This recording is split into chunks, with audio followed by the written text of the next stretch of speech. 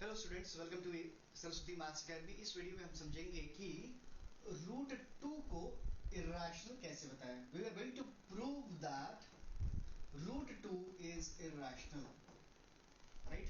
चलिए, तो इस क्वेश्चन को बड़े आसानी से और पूरे शांति से समझेंगे इसे हम। सो फर्स्ट थिंग, इसका जो प्रूफ है वो होता है इनडायरेक्ट मेथड, जिसको हम बोलते हैं कॉन्ट्राडिक्शन मेथड।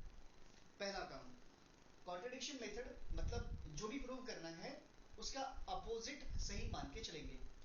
अब हमें प्रूव करना है कि ये इर्रेशनल है, तो हम इसका अपोजिट बताइए।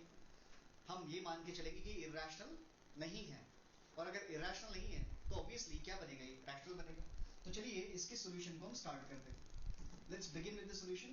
कॉन्ट्रडिक्शन मेथड होगा, सबसे पहले हम लिखेंगे कि let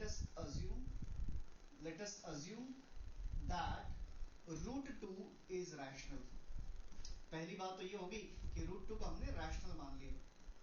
अब मुझे एक बात बताइए, अगर रूट 2 है जो है वो रैशनल है, तो क्या इसको मैं by definition p upon q के फॉर्म में लिख पाएंगे? हाँ। So root 2 equals to p by q, where p and q are integers and q is not equals to 0। एक छोटा सा हम और काम करेंगे, इस p और q में जो भी कॉमन होगा उसको कैंसिल कर देंगे। ये बात नहीं समझी? इसका मतलब मैं ये कह रहा हूं कि देखो, रूट 2 का रैशनल फॉर्म क्या है वो तो हमें नहीं पता ना, राइट। वो तो हमें नहीं पता। तो फॉर एग्जाम्पल कोई नंबर है 10/20। नाउ ये भी तो रैशनल फॉर्म है ना, 10/20। बट कैन यू सी कि 10 और 20 में 10 कॉमन है और 2 में कुछ भी कॉमन नहीं है 1 के अलावा। तो 1 और 2 जो है वो दोनों को प्राइम है। तो ऐसा ही कुछ अज्यूम करेंगे हम कि root 2 is equals to a upon b। Now where these a and b, where a and b are co-prime। I hope you have understood this, right. क्योंकि ये बहुत ही इंपॉर्टेंट स्टेप है, को-प्राइम क्या है ये बात समझना। This is very very important step, right. चलिए आगे बढ़ते हैं। अब हमने ये इस बात पे तरफ ध्यान दीजिएगा, where a and b are co-prime। Now let's simplify it. बताइए मुझे a की वैल्यू क्या मिलेगी? यहाँ से a की वैल्यू मिलेगी root 2 equals to b। Squaring कर देंगे तो मिलेगा a square is equals to 2b square, मिल जाएगा। अब एक काम करिए, b स्क्वायर को अलग रख देते हैं, तो मैं क्या लिख सकता हूँ? b square equals to a square upon 2। हाँ, लिख सकते हैं हम। अच्छा, थोड़ा पढ़ के बताइए क्या लिखा हुआ है।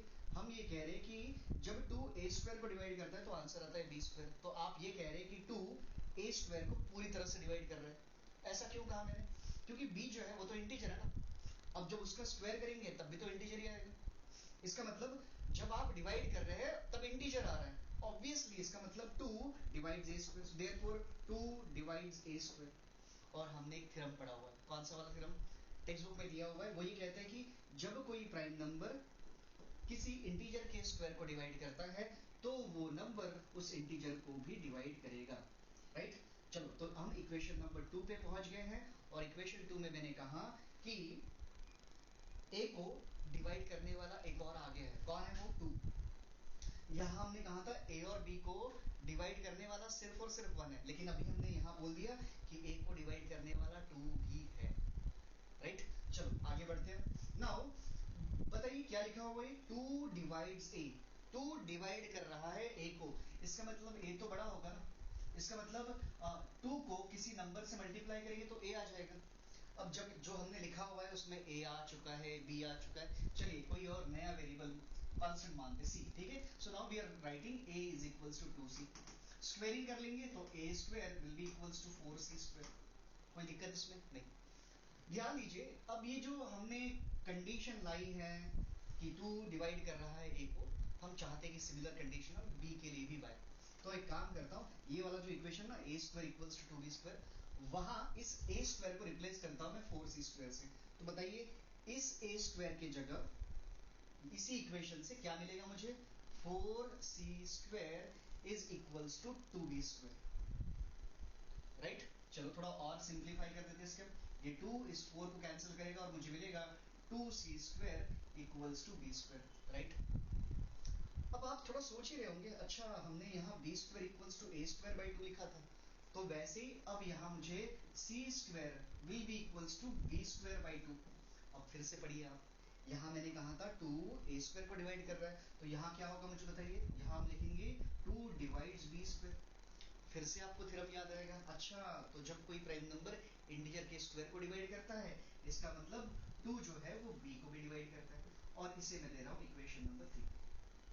क्या कुछ समझ में आ रहा है, लिंक समझ में आ रहा है? देखिए यहाँ मैंने कहा a को डिवाइड करने वाला 2 है, यहाँ मैंने कहा b को डिवाइड करने वाला भी 2 है, तो इसका मतलब मैं ये कह दूं a और b को डिवाइड करने वाला 1 के अलावा एक और फैक्टर है, कौन सा? 2।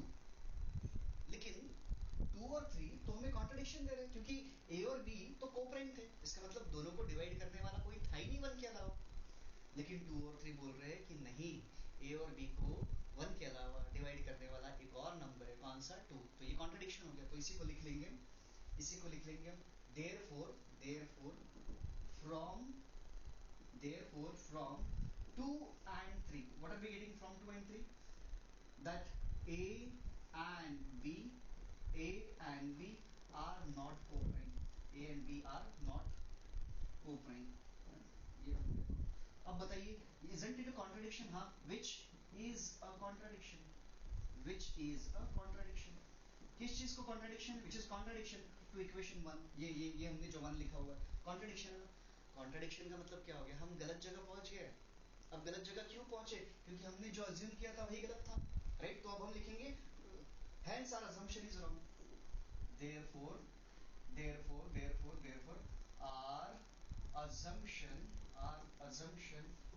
our assumption is wrong, incorrect।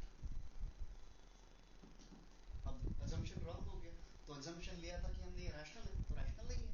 इसका मतलब हमने जो कहा था कि √2 rational है वो गलत है, और therefore √2 is irrational। I hope बच्चों आपको ये बात समझ में आ गई होगी, राइट? ऑलमोस्ट सिमिलर जो प्रूफ है आप √3 के लिए भी लिख सकते हैं, so try it on your own. If you have some doubts please put it in the comment box. Try for √3, √5, this is your homework.